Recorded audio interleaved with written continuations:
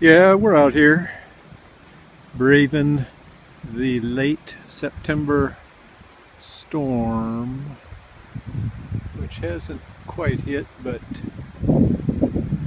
the trees, they are beginning to blow.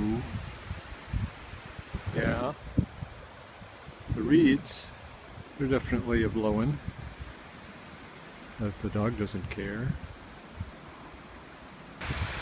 Walking through the woods in a windstorm is both fun and mildly disconcerting, given what can come down on top of your head. There's small branches already down, nothing too huge.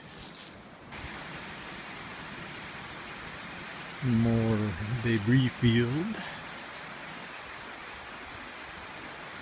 The dog surveying